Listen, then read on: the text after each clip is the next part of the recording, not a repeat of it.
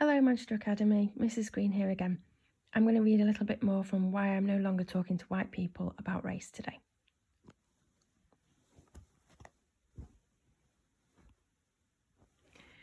In February 2014, political magazine The Economist published an excited editorial on the rise of mixed-race Britain. Using census data, the piece took an in-depth look at trends across the UK pertaining to mixed-race children. Mixed-race people were the fastest-growing ethnic group in Britain since 2001, the magazine wrote, with 6% of children under the age of 5 identified as mixed race, a higher number than any other black and ethnic minority group in the country. For the young, the article concluded, who are used to having people of all backgrounds in their midst, race already matters far less than it did for their parents. In a generation or two more of the melting pot, it may not matter at all. In Britain's biggest cities, mixed-race friendships and relationships are now routine rather than controversial, but an increasingly mixed-race Britain makes race relations more complicated, not less. Although nowadays people are much less afraid of living with and loving each other, the problems of racism aren't going to go away. Despite all of the joys and teachable moments of living cheek to cheek, mixed-race children are not going to end racism through their mere existence. White privilege is never more pronounced than in our intimate relationships, our close friendships, and our families. Race consciousness is not contagious, nor is it inherited. If anything, an increase in mixed-race families and mixed-race children brings those difficult conversations about race and whiteness and privilege closer to home, literally, than ever before. No longer can the injustice be quietly ignored by switching off the news or closing the front door. Talking to Jessica, who is mixed-raced, is enlightening. We spoke at length about white privilege and family, and the messy, sometimes deeply painful nature of talking about race with your nearest and dearest. Because of the sensitive nature of our conversation, and the fact that she still has to maintain these relationships, I've changed her name for the purposes of the book. These are difficult conversations to have, it's quite raw, she says. I've grown up mainly around my white family. The black side of my family has been affected by domestic violence, which has affected how involved that side of my family has been.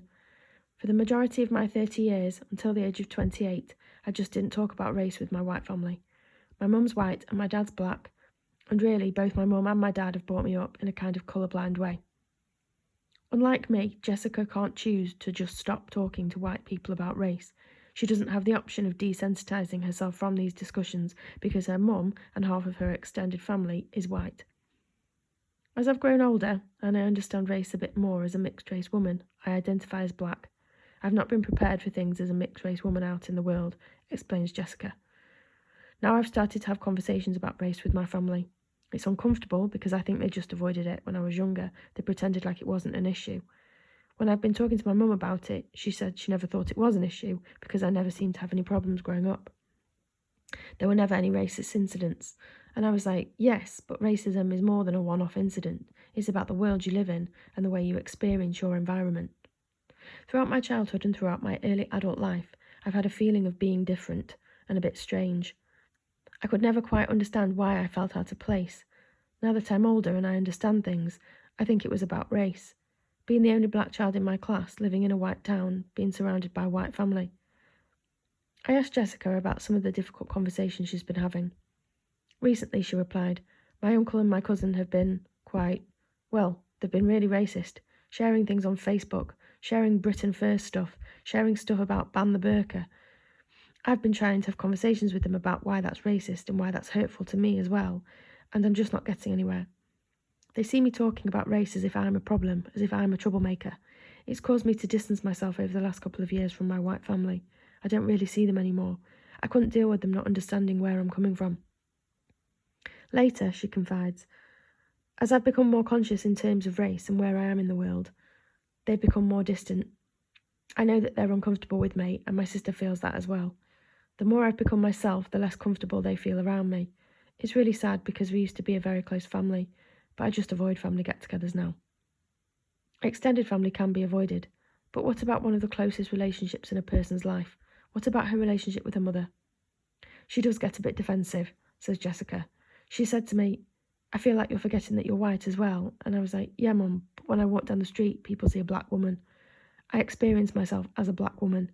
It's hard with our relationship because I love her and I want her to accept me, but also she does come out with stuff that's racist, That's very painful. My mum, she's completely blinded by her whiteness a lot of the time. She just thinks, I can't believe someone can be that biased.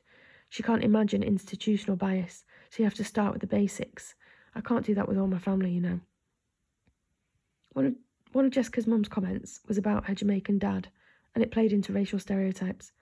I remember once she made a comment about black men and the size of their penises and how it was true because of my dad. I was like, Mum, you don't know how effed up saying that is. I feel a lot of love for my mum, Jessica says with certainty. We have a very close relationship. We speak to each other all the time. But she does make me angry when she doesn't understand things. She's making small moves, but in the past I've had to protect her from my anger. I'm torn. Can I speak my truth to my mum? Even after she said something, I feel like I couldn't get angry with her.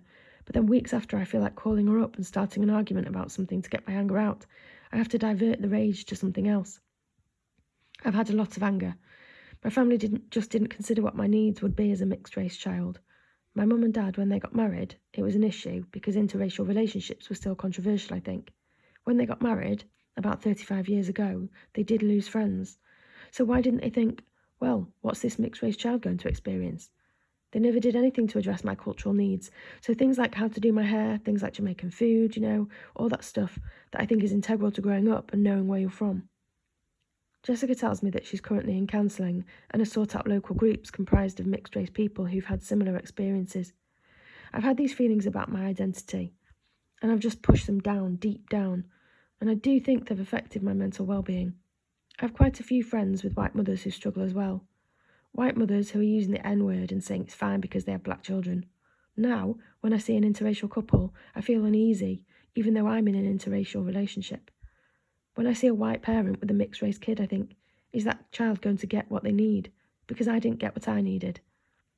I think for white people who are in interracial relationships, or have mixed-race children, or who adopt transracially, the only way it will work is if they're actually committed to being anti-racist, to be humble and to learn that they are racist even if they don't think they are. Of her partner, she says, he knows what I've been through. We want children together, and he is the kind of white person who will do that unlearning and unpicking. I only have a few white people in my life like that, and I couldn't be in a relationship with a white person who wasn't. The conversation about race in this country is very limited, and the conversation about mixed-race people in the country is very limited. There are people thinking that you're half and half, and that you can only ever be stuck between two worlds.